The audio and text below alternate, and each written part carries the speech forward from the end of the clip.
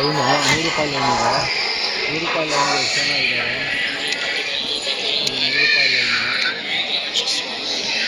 ಎಷ್ಟು ಜನ ಇದ್ದಾರೆ ನೋಡಿ. 100 ರೂಪಾಯಿ ಲೈನ್ಗೆ 100 ರೂಪಾಯಿ ಲೈನ್ ಎಲ್ಲರೂ ಕೈ ಟೋಕನ್ ಇಟ್ಕೊಂಡಿದ್ದಾರೆ.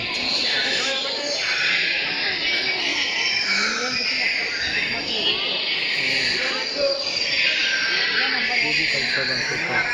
ಒಂದೊಂದೇ ಟೋಕನ್ ನಂಬರ್ ಹೇಳಿ ಕಳಿಸೋದು ಕಳಿಸೋದು. ನೋಡಿ ಎಷ್ಟು ದೊಡ್ಡದಾಗಿದೆ ಕ್ಯೂ, ಅಲ್ಲಿ ಗಂಟೆ ಇದೆ. ಓಕೆನಾ, ಇವಾಗ ಬಂದು ನೆಕ್ಸ್ಟು ನೋಡೋಣ. ಇದು 100 ರೂಪಾಯಿ ಜಾಗ ಇದೆ. 100 ರೂಪಾಯಿ ದೇವ್ರು ನೋಡೋಕ್ಕೆ ಕಾಸು ಕೊಟ್ಟು ಹೋಗ್ಬೇಕು.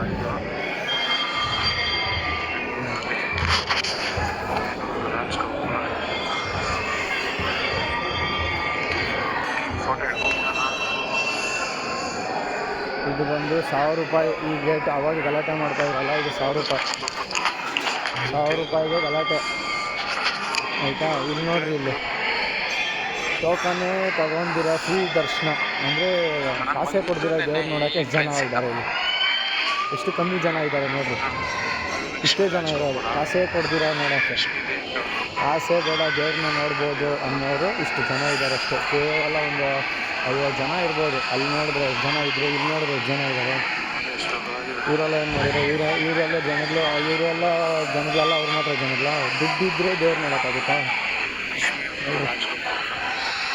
ನಾನು ಅದಕ್ಕೆ ಹೇಳೋದು, ದುಡ್ಡು. ಅದಕ್ಕೆ ನೀವು ಯಾರು?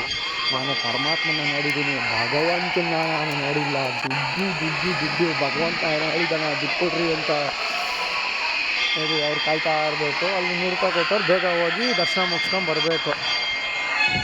ನಾನು ಹೇಳ್ತೀರಾ, ಅದಕ್ಕೆ ಕೇಳ್ತಾರೆ ಅದು ನೀವು ಯಾರು ಅನ್ನೋದೇ ನನಗೆ ಹುಡುಕ್ತಾ ಇರೋದು.